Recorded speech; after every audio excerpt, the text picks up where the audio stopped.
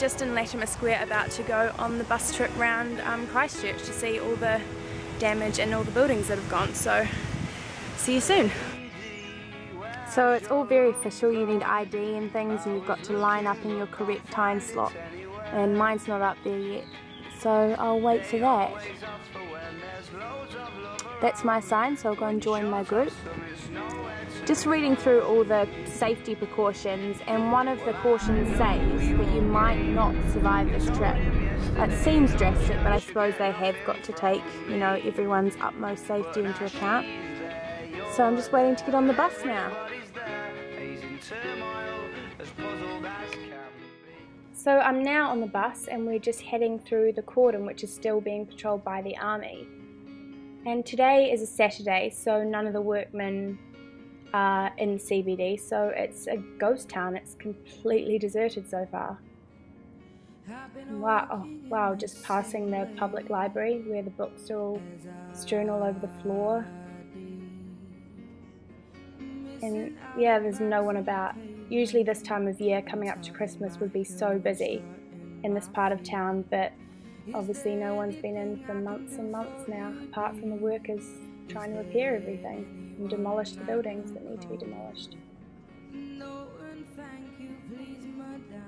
It's a really weird feeling coming back through here, because like it's almost, you know, how I remember it, but obviously not being able to come into the city for so many months, you almost pretend or imagine that nothing's wrong. I mean, when you actually see it, it's like you remember it, but on the other hand, it's completely not. It's completely devastated, which is awful, really.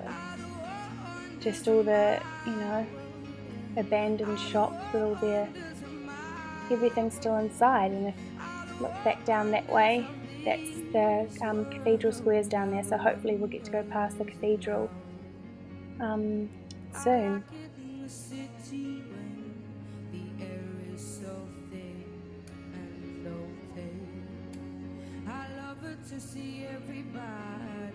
Coming up to another empty lot, which I can't even remember what was there. That's the trouble once it's gone.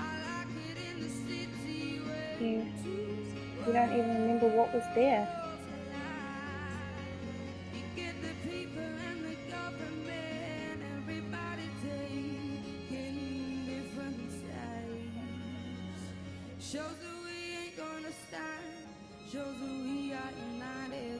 And that tall building just coming up in the middle now is the Forsyth Bar building, which quite a lot of people were trapped in after the February earthquake, and some even abseiled down the side of it, so because the stairs collapsed, they had to do that to get out.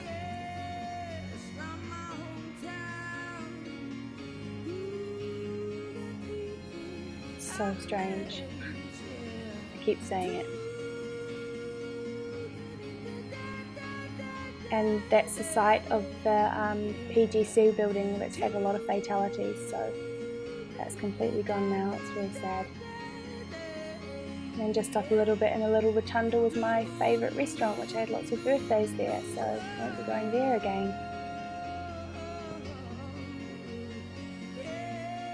Now we're heading back along Manchester Street, where the pavements are absolutely awful with cracks.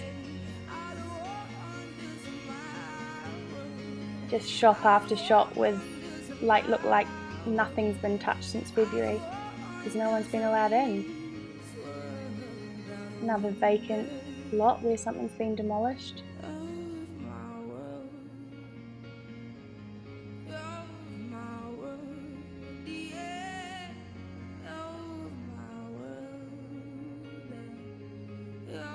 Another vacant lot. It's just like something out of a movie, like, I don't know, what's that movie?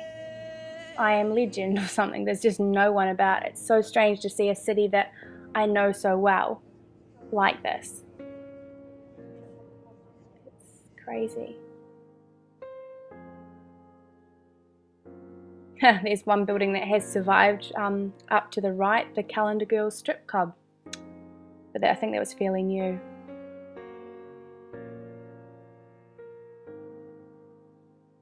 And just in the background there, that big glass building was the new IRD building, but just closer towards us was the site of the CTV building, which again was another building that had a lot of fatalities.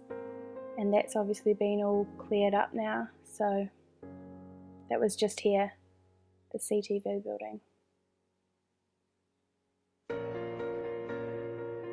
Oh, no trace of it now.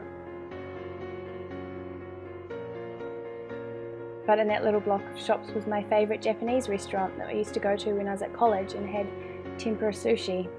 Won't be going there anytime soon again. Now up to the IRD building, there was this bookshop that had just opened not that long ago, and now all the books are just strewn all over the floor again. Like, no, I don't think anyone's been in there at all. Going up to Bedford Row, another empty lot, which I actually think it was some kind of club. Was it? I think it was called Legends. I'm not quite sure. But that's gone, and now it's just flattened.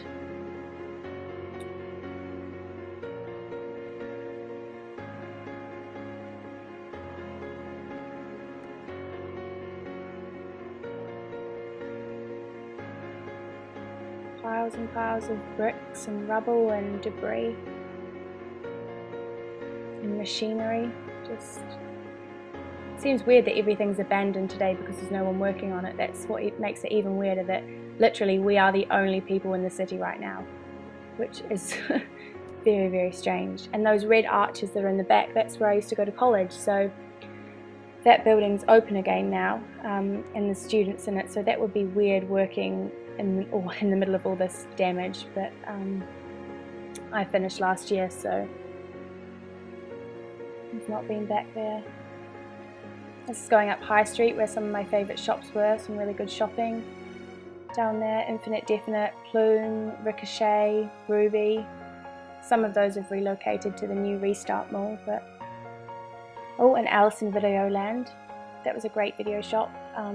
That building remarkably stayed intact. I think it was an old post office, but and I think they've managed to get the videos out, which is good because it's an amazing collection. More vacant lots. The temporary fencing business in New Zealand must be doing incredibly, because there is that temporary fencing and containers everywhere.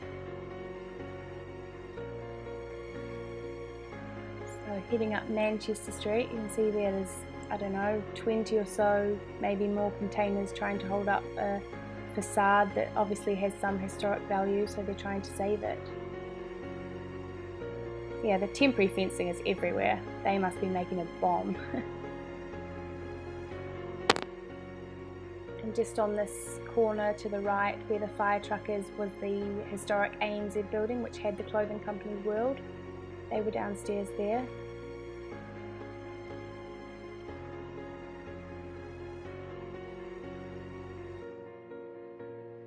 That's continuing up High Street towards Cashel Mall, where you can see in the background a little bit to the right the Hotel Grand Chancellor, which is a severely damaged building which is on a lean, and they're having to take that down story by story to try not to damage any other buildings surrounding it. And yeah, you can see the big crane. I think that one's for the Westpac building though.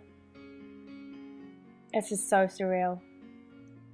Like I used to come to town quite a lot when I was at college, and grab a bite to eat, do a bit of shopping, and just, it's so strange seeing a place that you know so well like this. Like, it's how you remember it, but at the same time completely not, and you know that it's never going to be the same. So this is going past the bus exchange, and I'm surprised they've done a lot of work and a lot of demolishing, but there's also so much still to do. And I don't know what's going to be left when they're finished. It's going to be just like a flat land in the city with a couple of buildings that may have survived. There's still a lot of work to do, and it's going to take a long, long time to get the city back to normal, or a new normal as it will be. So this is just heading up Colombo Street, and although I probably won't see it on this side of the bus just to the left is where the new Restart container mall's open, and I've been in that, and it's great. I think it's a really good opportunity to get Christchurch back on its feet, and I hope they expand it because it's a really good shopping area. But no, here there's just more and more. There used to be stacks of shops up and down Colombo Street. And it's just, wow.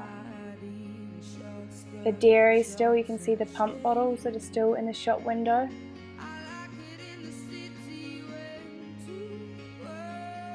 Now this is the cathedral, which is probably the symbol of Christchurch, whereas I've heard that's pretty damaged and I've seen some photos, so seeing it for myself has been, yeah, it's in pretty bad shape. Wow. I'm not sure if they're demolishing that completely or they're going to try and save bits of it, I'm not sure, but it's, wow. It's very badly damaged.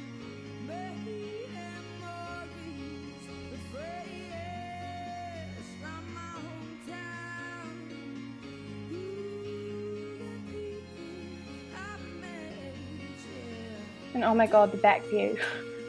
That's insane. I don't know how no one got killed in that building. I mean, it's fantastic no one did, but still, when you look at the state of it, just more demolition everywhere. It's continuing up Colombo Street now. I think the tour's almost over. But yeah, just piles. It's going to take forever to just clear everything away. Just glass, just lying all over the footpath. You know, bits of masonry. So that's it. We're back through the cordon and have finished the red zone tour.